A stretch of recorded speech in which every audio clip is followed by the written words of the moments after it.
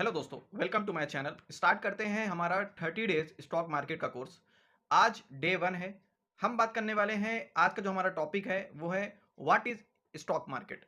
Simple language में समझेंगे कैसे काम करता है मार्केट, किस तरीके से एक्सचेंज काम करते हैं, शेयर का प्राइस ऊपर नीचे कैसे हो जाता है। ये बहुत सारे सवाल लोगों के मन में चल रहे होते हैं, मार्केट के अंदर काफ़ी टाइम से काम कर रहे हैं लेकिन बेसिक्स क्लियर नहीं होता है। और अगर आप अभी स्टार्ट कर रहे हैं मार्केट को और ये वीडियो आप देख रहे हो तो बिल्कुल सही देख रहे हैं। अगर आपने 30 डेज का ये जो कोर्स है, ये 30 डेज की जो वीडियोस है मेरी रहेंगी, प्रॉपर आप देख लेते हैं तो मैं डेफिनेटली आपको बता सकता हूं कि आपका कभी भी कॉन्सेप्ट क्लियर ना होने की वजह से कभी आप लूज नहीं करेंगे, अपना पैसा संभाल कर रखेंगे और पैसा ग्रोइंग होने के बहुत ज्यादा चांसेस बन जाएंगे अगर आप सीखते हैं अच्छे से। तो सीखने पे फोकस करें। तो चलिए स्टार्ट करते हैं। सबसे पहले हमारा जो आज का डे है, क्या टॉपिक रहेगा, लास्ट में एक होमवर्क मिलेगा जो कि आपको कमेंट में उसको बताना है कि आपने किया या नहीं किया। चलिए तो स्टार्ट करते हैं। What is stock market? क्या होता है स्टॉक मार्केट? एक ऐसी जगह, एक ऐसा प्लेटफॉर्म जहां पे पब्लिक कंपनीज अपने शेयर्स को बाय और सेल करने देती हैं। यानी कि अगर किसी कंपनी के शेयर्स को आप अगर एक शेयर्स भी रखते हो या छोटा सा हिस्सा भी रखते हो या छोटे पैसे का भी शेयर्स लेते हो तो भी you become a share holder. यानी आप उस कंपनी की ऑनरशिप पे एग्जिस्ट करते हो। अगर बात करो रिलायंस का, अगर आप एक शेयर भी लेते हो तो भी आप उस कंपनी को छोटे से हिस्से में ऑन जरूर करते हो। यानी आप ऑन कर रहे हो, एक तरीके से आप ऑनरशिप उसमें रखते हो। इसमें आपका प्रॉफिट एंड लॉस का एक ऑनरशिप रहता है, राइट। अभी हम समझेंगे स्टॉक एक्सचेंज क्या होता है, व्हाट इज स्टॉक एक्सचेंज। तो जैसा कि आप सभी जानते हैं कि एक्सचेंज का मतलब क्या होता है, लेन देन। ठीक है। तो यहां पे क्या होगा, स्टॉक्स का एक्सचेंज होगा। तो यहां पे कैसे होगा कि जिनके पास अगर पहले से शेयर्स हैं वो किसी और को बेच सकते हैं, या कि पहली बार अगर कंपनी आ रही है शेयर्स बेचने के लिए, पब्लिक को ऑफर करती है, ठीक है, उसके बाद जिन लोगों को मिल जाता है तो वो लोग क्या कर रहे होते हैं, एक्सचेंज कर रहे होते हैं। यानी कि कंपनीज के साइड से कोई भी ट्रांजेक्शन नहीं होता है, ये पब्लिक का ही एक्सचेंज होता रहता है। तो ये एक्सचेंज है। अब यहाँ पे समझने वाली बात है कि दो एक्सचेंज है हमारे यहाँ पे, जो एनएससी और बीएससी, दोनों ही मुंबई में है। इसके अंदर कितनी कंपनीज लिस्टेड है, क्या है, ये आगे हम बात करेंगे नेक्स्ट वीडियो पे।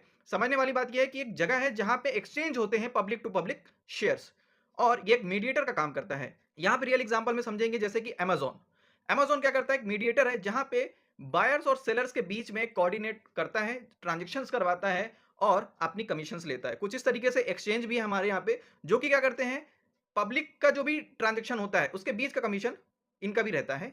टाइप्स ऑफ सिक्योरिटीज, यानी कितनी टाइप्स के इंस्ट्रूमेंट हैं जहां पे ट्रेड होते हैं मार्केट में। खाली स्टॉक ही नहीं होता है स्टॉक मार्केट में, बहुत सारे इंस्ट्रूमेंट होते हैं। फाइनेंशियल इंस्ट्रूमेंट की बात करूं तो यहाँ पे अगर स्टॉक्स, जैसा कि मैंने बताया था, ये रियल ओनरशिप की तरह एक होता है जहां पे इक्विटीज में हम काम करते हैं, स्टॉक्स को लेते हैं, उसके बाद उसके प्रॉफिट एंड लॉस के हम हकदार हो जाते हैं। मार्केट का जैसा परफॉर्म रहेगा, उस कंपनी का जैसा परफॉर्म रहेगा, उस हिसाब से हमारा पैसे का माइनस प्लस होगा। ठीक है। इसी तरीके से आता है बॉन्ड्स। बॉन्ड्स क्या होता है, बॉन्ड्स एक तरीके से अगर सिंपल भाषा में बात करूं तो आपने कंपनीज को लोन दिया है। ये कंपनीज प्राइवेट भी हो सकती हैं और पब्लिक भी हो सकती हैं, है ना। गवर्नमेंट की भी होती हैं, बॉन्ड्स आते हैं गवर्नमेंट के भी और नॉर्मल कंपनीज के भी आते हैं। तो हम लोन देते हैं उनको कि लीजिए, पैसा लीजिए और हमें इंटरेस्ट दीजिए।